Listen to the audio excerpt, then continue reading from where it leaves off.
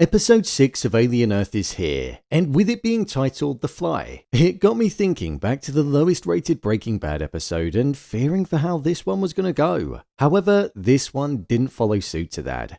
Being titled The Fly because it was the creature that was the catalyst for all of the chaos that we saw unfolding in the episode. This one saw lines being crossed on the side of Prodigy, with them erasing the corruption that was present in Nibs, but also slightly showing that the hybrids themselves could be as much of a problem and as dangerous as what the humans are.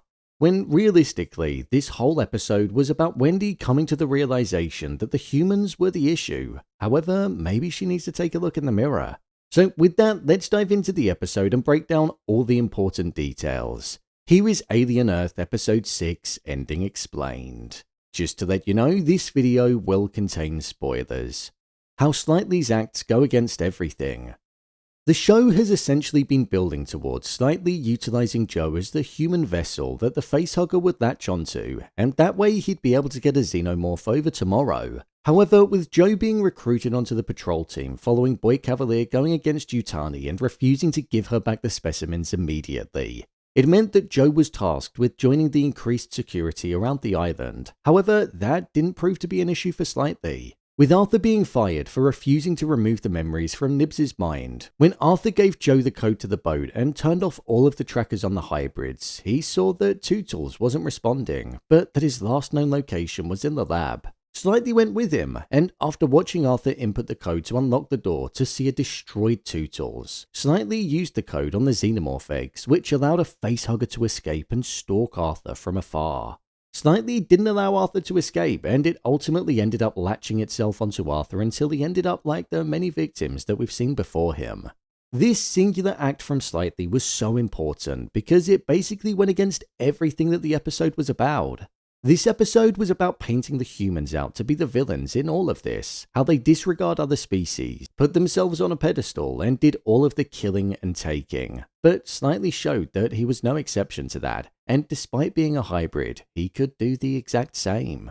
Morrow was haunting Slightly in his ear and pushing him to do it, but that's no different to how the humans get tasked into doing all of the horrific things that they've done. There's always a decision to make. We saw what Prodigy did to Nibs when all she did was say that she was pregnant. Slightly has now allowed a human to be killed and released the creatures, so once that news gets out, they might well look to erase his mind and change his programming completely. Kirsh was looking on from afar and essentially allowed all of this to happen, so it shows that he's definitely up to something and has his own motives at play. Kirsh's secret plan.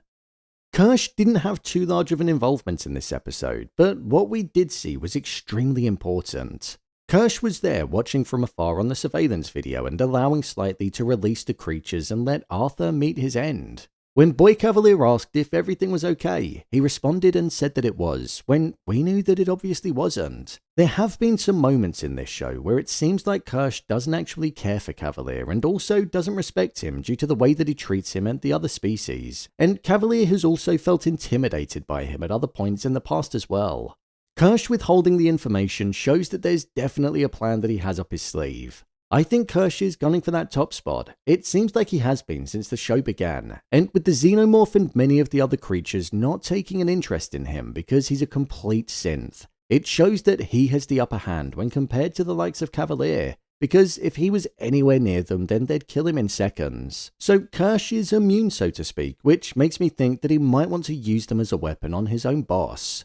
This would then allow him to take full control of the hybrids too, which is something that I could see happening in the near future as well. In my mind, this whole series ties back to the opening shot that we had, which was us being told about the three species and the fact that they were all battling for superiority. So I don't see why we'd be shown that if there was never a chance that they'd all essentially be pitted against one another. Wendy's changing mindset. During this episode, we saw Wendy start the episode by not truly wanting to leave when Joe was speaking to her about taking her home. But by the end of it, it seemed like she was in a position where she didn't actually feel safe there, and despite being told that herself along with the other hybrids were some of the most important creations that the world had ever seen, there was an inferiority complex that was present within her mind too. When Wendy cottoned onto the fact that Nibs had her memories erased because they were corrupt, a word that Wendy was offended by because how can a mind be corrupt? she realized that Prodigy were essentially playing God in this situation and they could pretty much do anything that they wanted. There was a relatability that Wendy had with the alien specimens earlier on in the episode where she said how they were living beings, and even though they were in the confinements of Prodigy, they didn't ask to be there, and they were experiments now. She saw the comparison to herself and the other hybrids in the eyes of Kavalier. They were being studied and experimented on, just like those creatures were, and she started to drift away from her mindset of thinking that she was safe, even saying that her name wasn't Wendy. She posed the question, are we people or something else, as that's always been the moral complex with them because they've got their human minds but a synthetic body. But she followed it up and said, I don't want to be people if this is what people are, killing and taking. So it showed that she was now pretty much on the same side as what Joe was on at the start of the episode in wanting to get off of the island. I'm guessing that with the boat code, she's going to go with Joe and maybe bring the likes of Nibs and some others. However, I think Curly could be the one to ruin it all, as she wants Kavalier to like her the most. I think once the news breaks that Tootles was destroyed as well, she won't want that for herself and it will only encourage her fleeing mindset more. I think she's completely done with Prodigy and she'll look to escape whilst saving her friends. Why does Morrow care so much? A character that I'm absolutely loving to watch is Morrow. He's one of the most complex characters in the entire show, but the thing that I was thinking about a lot in this episode was, why does he care so much about retrieving the specimens for Yutani? Well, a lot of this was actually revealed in episode 5. Morrow was tasked with this 65-year mission in order to retrieve the specimens and to bring them to Yutani, something that he was more than willing to do. However, with the mission essentially going wrong in its final 60 days, it was something that he just couldn't look past. The biggest cost to these missions is the time. Not the time that you lose, but the time that the person's family loses with them, and in turn, the absence that one has. With Morrow, he signed up to this mission and he left his daughter behind. Then when she was 18 years old, so not even halfway through the mission, she died in a house fire, which meant that he was left to mourn his daughter whilst travelling in outer space for decades. He lost out on that time with his daughter. He wasn't able to save her from the fire because he wasn't there, and I think he feels a weight of responsibility for that. He walked away from a life that I think he wishes he could step back into, and if he doesn't complete the mission like he originally planned on doing, then it was all for nothing. He lost his daughter, his life, and time with them for absolutely nothing. So that's why I think he has this burning desire to complete it. Not because of loyalty to Yutani, but loyalty to his daughter and at least making it feel worthwhile. What was the fly creature? The fly was the latest alien to be revealed in this episode of the show, and to be honest, we all think the eyeball creature is horrific, but I think this one could be worse. The fly was about the size of a kitten, and with its extremely long tongue, it shot out this acid which essentially melted through the skin of Tootles. And then from there, it rendered him to the point of being destroyed. Then, when he was on the floor, they started feasting on him through his eye and his mouth. This looked absolutely brutal, and I think it seemed less brutal because it was white that was coming out of him, not actual blood. Imagine if it was a human, it would look 10 times worse. I also thought one of the more haunting moments in this scene was when the sheep which had the eye creature in it got up on its 2 legs and jumped, almost as if it was celebrating the death. With the fly now being on the loose and presumably being able to spit this acid from afar, it's going to be difficult for them to be able to get them back inside. My review of the episode. I thought this was a strong episode of the show. Episode 5 stands out in its own right because it was a standalone piece of excellence, but this one followed on from episode 4 in the most perfect way possible. I liked the whole dilemma that was present around the hybrids, feeling like they were just as disposable and meaningless as the creatures because it planted an interesting complex that's going to be explored further. One of my favourite scenes was actually such a small and insignificant one. It was the one where Morrow and Kirsh were inside of the elevator together, a cyborg and a synth.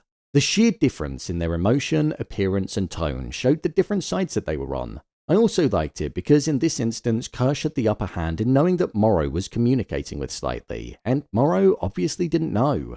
There was talk of death being something that was possible for Morrow, and when that would happen he'd essentially be rendered back to the human state that he once was in. So I think that was teasing a Morrow and Kirsh confrontation later on down the line. When it came to the performances, I thought they were all pretty strong. A real haunting one was when Nib awoke and she had no recollection of what happened. I actually think it's going to prove to be more damaging than what the likes of Kavalier thought it would be, and that constant search for memories that are no longer there could cause her to spiral in a completely different way. The two scenes that took place in the lab were also some of my favourites too. First, when Tootles went in there, the fact that he could have been saved if he'd have just let Curly go with him and not tried to impress was slightly humorous. But I also loved the low drone that was increasing in volume and tension in the background as he was feeding the creatures, alluding to the fact that something bad was going to happen was a great incorporation. Then with Arthur, the noise that he made when the facehugger latched onto his face and he dropped to the ground was one that made me feel so sorry for him. You could feel the pain that he was in and that there was simply nothing he could do about it. He was the only good guy at Prodigy, and now with him out of the equation, it feels like that expert that would sometimes prevent things from happening won't be able to interfere. Overall, I thought this was a really strong episode of the show. It had everything that it needed, and after an episode that was a flashback that provided clarity and had tons of action, almost acting like a short film, this one got it back on track and has now started to build towards the finale really well. So, there you have it, Alien Earth Episode 6, Ending Explained. If you want to see episodes of Alien Earth being broken down, then check the playlist below. Also, I didn't get round to covering Episode 5 of Alien, but I did watch it. I'd still love to talk about it, so if you want to see that video, then comment below, and if there's enough of you that want to see it, then I'll make it as an extra video this week. What did you think of this episode? Share your thoughts in the comments. As always, thanks for tuning into the video, and I'll see you in the next one.